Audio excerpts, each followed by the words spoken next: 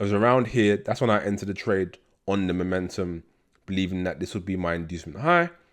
Although I didn't get my ideal trap entry, which would have been here, I got the entry here, and then I took the trade from there. Price aggressively moved away beautifully. Another beautiful trade with zero drawdown. It's about understanding structural liquidity. Because yes, although equal highs, equal lows are a form of structural liquidity, if that's all you know, you're going to continuously struggle in the markets. But if you have a deep understanding of structural liquidity and how it plays its role in market reversals, market continuations, and upon different time frames, then you're really on the path to consistent profitability and trading success. So what I'm going to show you right here, right now, is a trade that I took this week, the first week in January of 2026. It's not just about the trade, it's about the lessons that I'm going to teach on structural liquidity in this trade breakdown. Okay, so here we have Euro USD. Let's get straight into it. First things first, if you go on the 4-hour time frame, just to give you a bit of a understanding on the bigger picture, what do we have? So you can see here, if we look to the left slightly, price has induced to the low side and continuously just moved higher, giving us internal inducements, internal sweeps of liquidity to move higher. The most recent and the most important part you could look at, if you look towards the left, is the fact that price created relatively equal highs here to the left, induced lower aggressively before building up liquidity to move higher with channel type price action, and then induced to the high side. But once it induced to the high side, taking out the internal liquidity and also taking out the highs to the left, price then moved lower slowly. But what else did it do? It again created trendline type liquidity or channel type liquidity before inducing lower, taking out the structural lows here, respecting the inducement low, or what I call my strong lows, to then move higher. But let's look at what happens now. Some people might think, okay, we've had the inducement to the high side. Maybe now we're just going to keep moving bearish. But what's important to understand here is that this price action is quite significant. The fact that price has given us staircase type price action, trendline type price action, continuous mitigations, setting up the liquidity. And as you can see here, price did exactly that. Price moved lower, moved higher, respected the high, creating more liquidity at these highs here, before then moving lower, inducing to the low side, then moving higher and starting to take out these highs. But if we look to the right here, this is where we find ourselves at the beginning of 2026, where we are right now as I'm recording this video. This was the Asian session before I took the trade during Frankfurt Open. And what do we have here? Let me break this down for you slowly. So we've moved higher aggressively here to the left, and then we've moved lower. We've mitigated this, some people might call it an order block, but this demand zone here, and then we moved higher. But what have we done here when we moved higher? We've induced this structural point here to the high side. Interesting. And then we've moved lower slowly with slow price action, like channel type price action. But price has, yes, moved bearish. All right. And then you might think, price has come down. It's taken out this internal low, it's taken out this internal low. Maybe this is enough liquidity to the low side for price to then move higher. Because what is it that I always say? Price must first induce lower if it wants to go higher. And if price wants to go higher, price must first induce lower. A very key market principle. And probably the key principle that my whole trading system abides by. All right, let's go into the 1 hour time frame now.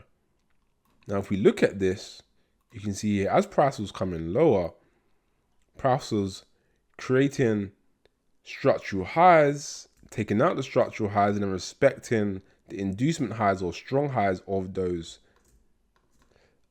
highs that were inducing the structural highs to the left. Okay, there's a lot more on the lower time frame. We won't break down, but you can just get the picture. You can see here, price moves lower and then it moves higher. It takes out this channel type price action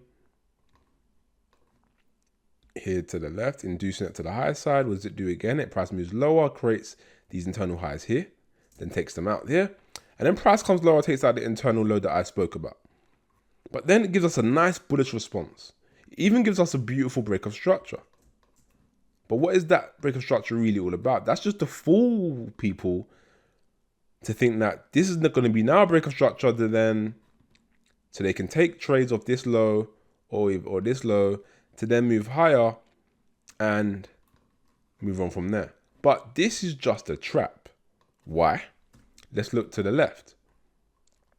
Price has come down and has mitigated this demand zone here. You can see that this wick and this small bearish candle before the aggressive bullish candle. All right. So what price has done is mitigated that zone. For me, this is now always going to be a smart money trap.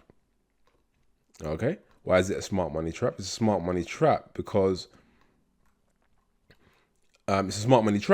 this hasn't, first things first, it hasn't induced any price action to the left. And second thing is, sometimes you can look at price and you can see that it's just too obvious. You can see here that price has mitigated this demand zone, moved higher, but it hasn't taken any significant liquidity. First of all, to the left, you say this low is quite significant, and yes, that is fair. However, because of this price action in here and price has come lower, what has price induced to the low side in this area here? There's nothing here for price to induce. So if that's the case, surely price then has to induce this low here. Meaning that if it takes out that low, the chances of it taking out this low are really high. Okay, so that was how I have my higher time frame understanding. Now, if we go on to the lower time frame, you can see here, that's what I was looking at. However, this isn't the best price action in regards to finding, like I say, a massive risk to reward trade. But what I did spot was this. I did have this internal liquidity point here. And that's when I thought, okay, maybe at this point, price could induce this structural low here to then go higher. So this now becomes my internal target. Why also? Because we also had more liquidity here. Look at these equal lows. Equal lows, key. However, I wasn't expecting price to come down. Whatever price did, I wasn't expecting to come down, take out these lows here to then go higher, because this is just internal liquidity. Whereas the liquidity to the left, the key liquidity is at least this here. But as I said, potentially that to the low side as well. But looking at this on an intraday basis, this low to the left became my key liquidity point for a potential market reversal. So that's my target. I've got now my bias. All right. And now when I'm looking at this, I'm thinking, okay, how do I plan out my trade now if there's an opportunity in here? I'm expecting Asia high to be ran. I'm expecting Asia high to hold. This is what I saw. I had the equal lows, key liquidity, easy liquidity to spot straight away. So it's like, okay, cool. There's my bearish target. My first bearish target is here. But in order for price to come lower, what does price have to do? Price has to first induce higher. You're going to get bored of me hearing me say this. So as price moves higher, what does it do during Asian session? It takes out this high to the left. You see if we zoom in, you see how this wick takes out this high to the left. All right. So we've now had our high induced. So then I'm now waking up at the end of Asia session, the start of Frankfurt session, and I'm seeing this price action and I'm seeing, okay, we've got equal lows to target. We've had our trap high, was what I would call this, to take. We've come up in a bullish channel type price action. What can I now expect? We've had a mitigation of the inducement high. Nowadays, I don't typically trade the mitigation. I trade more just the trap highs or lows being swept, and I enter on the traps being taken out. But what else do I have? If I go on the 1 minute time frame, I also do have a key structural point here on the 1 minute time frame. And not even just that, on the 1 minute, we even got more liquidity here. You got this liquidity here that was taken on the way up. You got liquidity here that was taken on the way down. And you can see there, it's just like price builds up, induces, and then moves aggressively lower.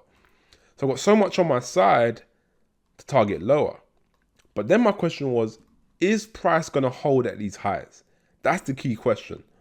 because the inducement high had been taken out. Sorry, had been mitigated. We already had an internal high here taken out, which would have been an internal trap high at that time. But then the question was, okay, in this fair value gap or imbalance, could this be a valid trade? Could this be my setup right here? Target stop loss above the high. First target being this low for pretty much a 3R, and then even lower, 5R. 5R trade, take that all day long. The 2.9, not a massive fan. However, 5R, happy with it. But I wasn't too confident straight away, so I didn't set a limit straight away. This is what I've done. Let's press play. Price moves on. You can see here, price done it a bit too quickly, go on the 1 minute time frame. Let's go back for a second so I can break down and explain to you what I saw and what happened. You can see here, what does price do again? Price creates build-ups, equal lows, equal highs. You got a channel that is created as it moves into taking out the internal structural high, structural liquidity. And we've got the aggressive vector candles, the aggressive bullish candles to take out the liquidity. Again, I didn't enter straight away, but what I did notice that was that price on the 15 minute had tapped into the wick, which I'm not going to get into right now, but it's another little thing that I look at. And as price gave me bearish price action here, that's when it was actually a bit higher. It was 3.5 stop loss, I believe it was. It was around here. That's when I entered the trade on the momentum, believing that this would be my inducement high. Although I didn't get my ideal trap entry, which had been here, I got the entry here, and then I took the trade from there. Price aggressively moved away beautifully. Another beautiful trade with zero drawdown. Took my partials at about 4R here, and then targeted the low for a full position. And then what does price do after that? I took my position off at this point, this structural liquidity at this low. Price then reverses. At this point, I'm out. If I was break even, which I would have been, of course, what does price do during New York? Price moves higher, taps in again to my entry zone, would have taken me out to then keep going a lot lower. And this is where we are now. Price has gone even more bearish, and price has taken out the trap that I mentioned. This is live price action. You can see where price is right now. So yeah, simple trade setup when you understand the bigger picture, when you understand the structural liquidity you're targeting, when you understand the channels and the build-ups and the inducements, when you put it all together, it makes it a lot more simple to understand. But hopefully you enjoyed that one. And if you haven't watched the video that I posted recently of my GBP USD trade breakdown, which I also took on this very same day, then click that video that you can see on your screen. I think you'll enjoy that one. God bless. Take care.